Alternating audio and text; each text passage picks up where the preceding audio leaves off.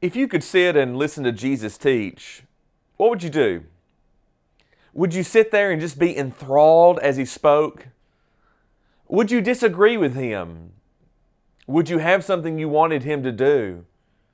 What would you do if you could sit down at the feet of Jesus and hear Him teach? Hello everyone, I'm Jonathan Burns and thank you for joining me on Walking with the Word. This is a program just to give us 15 minutes of our day to help us focus our minds and give us a little bit of guidance from the Scriptures as we think about our upcoming week.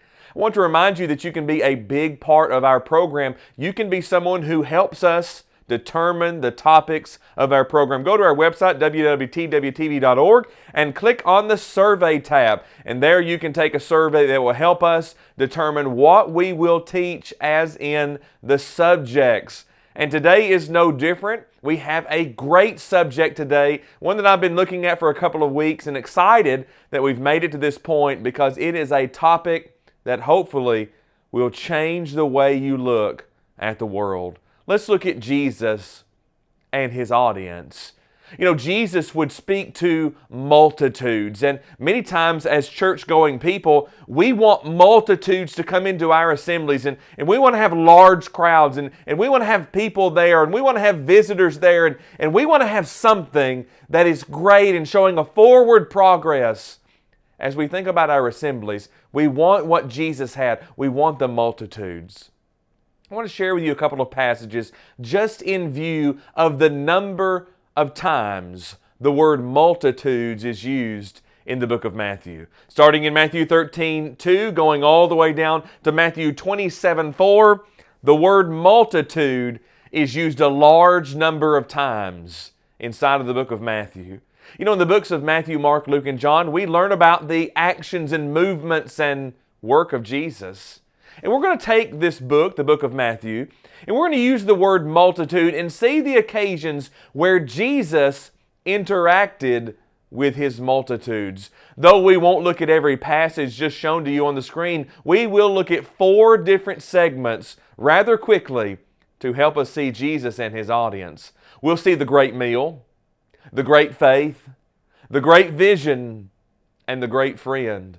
And in each one of these, we're going to see how Jesus, He interacted with His audience, where how Jesus had a great care for His people. Let's go first to Matthew 15, and notice with me verses 29 and 30. Jesus departed from there, skirted the Sea of Galilee, and went upon the mountain and sat down there. Then great multitudes came to Him, and having with them the lame, blind, mute, maimed, and many others, they laid them down at Jesus' feet, and He healed them. Here is Jesus, and as He is in this particular scene, He is encountered with a multitude of people, and they're following Him, and the crowds are telling others about Him, and the crowds are growing rather large because Jesus has something the world has never seen. And we see that right here in Matthew 15, 29 through 30. We have Jesus who could heal anyone of anything at any time, at any place. And that had the attention of the people. I want to remind you that Jesus also spent time teaching these people. Jesus spent time teaching these people with this idea. And Jesus had taught the people, and they had been with Him for 3 days, and Jesus was concerned about them. And thus in verse 32, Jesus calls His disciples, He teaches them now, and said, I've had compassion, and I have compassion on the multitude, because they've now continued with me 3 days, and having nothing to eat. And I do not want to send them away hungry, lest they faint in the way. Here is Jesus. He has been healing. He has been teaching. He has been working with the multitudes. And He has compassion on them. And when you see Jesus and His audience, you see Jesus doing things that you and I will never be able to do. However, we see Jesus helping others. And that, ladies and gentlemen, is something that we can do. You can do that today. Maybe you'll find one who needs help. Give them help. Show compassion. Don't put restraints on them. Don't put bounds on them. Give them what they need. The truth is, you and I probably, if you're watching this, are very blessed. You and I can involve ourselves in what I call the great meal. Jesus had healed, Jesus had taught, Jesus now feeds. And He shows His disciples, have compassion on the multitudes. So number one, we see Jesus healing, teaching, and feeding the multitudes that followed Him around. Let's see number two, the great faith of one who was there and a lack of faith of others who were around Jesus. It's in Matthew 17. In verses 1 through 3, we see the transfiguration of Jesus. And then verse 14, they had come to the multitude. Jesus and all of those that are with Him have traveled. They've run into a multitude. They find themselves with a multitude. And there happens to be one there who has something very interesting to say. Lord, have mercy on my son, for he's an epileptic and suffers severely, for he often falls into the fire and often into the water. So I brought him to your disciples, but they could not cure him. In essence, this man is saying, I've done everything I could. Your disciples couldn't help it, and I'm coming to you. Here's a man who breaks away from the multitudes and interacts directly with Jesus. He says, I need help.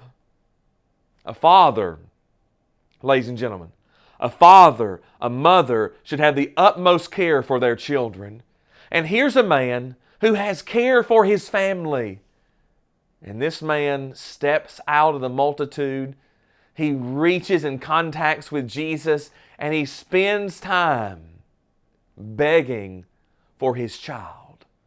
What an amazing scene. And Jesus heals this child.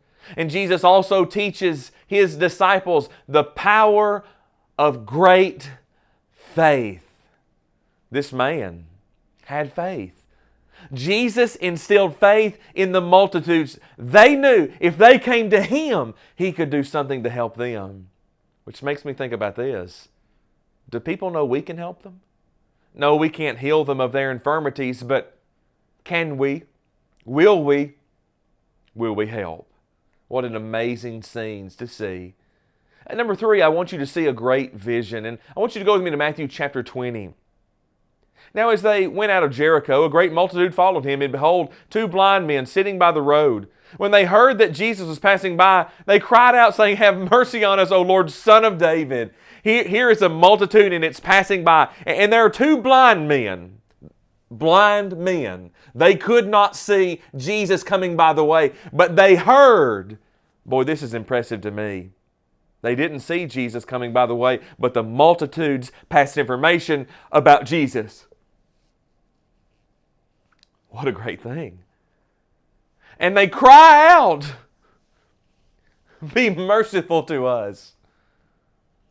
And we see something about Jesus in this scene. The fame of Jesus is going around the land, and we see Jesus here. So Jesus had compassion and touched their eyes, and immediately their eyes received sight, and they followed Him. Do you see Jesus? And do you see Him with the multitudes? He cares for them unconditionally. I want you to see a fourth occasion where Jesus interacts with the multitude. Now this one's going to be different. The multitude in Matthew 26 is not a happy multitude.